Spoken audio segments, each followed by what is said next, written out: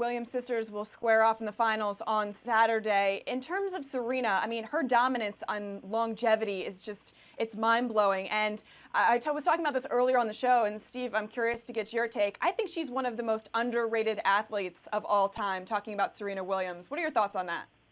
She's the greatest. I mean, all right, so that's a lot. She's one of the top 5 greatest athletes of all time. I mean, Nike ran a campaign where the shirt said greatest female athlete of all time, and then they have a line through the female because she's breaking all molds. She's broken all barriers. Why she shouldn't be in the conversation for greatest complete athlete of all time? She should be, and I think she ranks right up there. So I think you're right, Alexa. I mean, what she's been able to accomplish if she wins the Australian Open, that's 23, so that's the most majors in the Open era.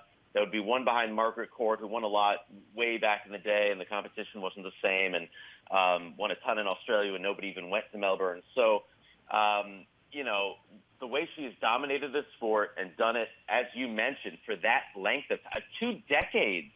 I mean, she's won Grand Slams under 4 different presidential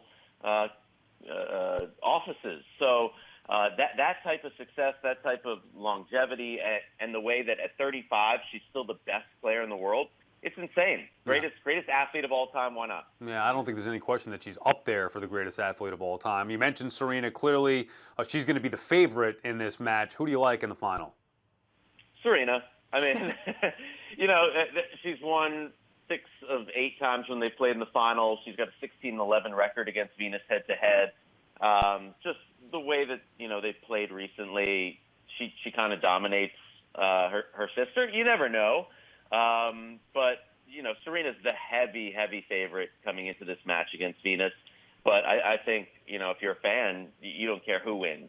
And the other thing I noticed about this, because Serena's, you know, got that really dominant attitude, and Venus has always been a little more, I don't know if I want to say caring, but, you know, she when she plays her sister, she kind of feels bad, it seems like, when she wins, whereas Serena just is like, win at all costs.